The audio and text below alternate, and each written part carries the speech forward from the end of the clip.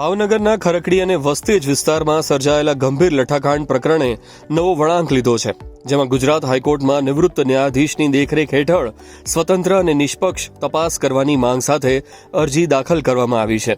આ સાથે જ તંત્ર દ્વારા આ કેસમાં પ્રભાવિત થયેલા દર્દીઓ અને કડક પગલાં અંગેના નવા આંકડાઓ પણ સામે આવ્યા છે. ભાવનગરના વર્તેજ અને ખરકડી વિસ્તારમાં મિથેનોલ કેમિકલ મિશ્રિત ઝેરી દારૂ પીવાના કારણે 7થી વધુ લોકોના મોત નીપજ્યા હતા. આ સમગ્ર પ્રકરણની ગંભીરતાને ધ્યાનમાં લઈને ઊંડાણપૂર્વક અને નિષ્પક્ષ તપાસ થાય તે હેતુથી નીતિન ગાંધી દ્વારા ગુજરાત હાઈકોર્ટમાં અરજી દાખલ કરવામાં આવી છે.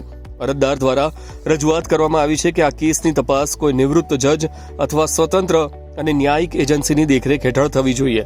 આ પ્રકરણમાં અત્યાર સુધીમાં મુખ્ય બુટલેગરો સહિત 21 લોકો સામે ગુનો નોંધવામાં આવ્યો છે અને કેટલાક પોલીસ કર્મચારીઓ સામે પણ શિસ્તભંગના પગલાં લેવામાં આવ્યા છે.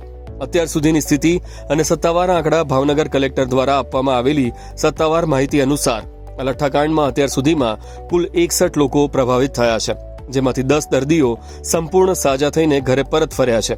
ઝેરી અસરના કારણે કુલ 8 લોકોના મોતની પુષ્ટિ કરવામાં આવી છે. હાલ હોસ્પિટલમાં 25 લોકોની સારવાર ચાલી રહી છે, જેમાંથી 4 દર્દીઓની હાલત ગંભીર છે, 1 દર્દી વેન્ટિલેટર પર છે અને 4 દર્દીઓ ક્રિટિકલ સ્થિતિમાં છે.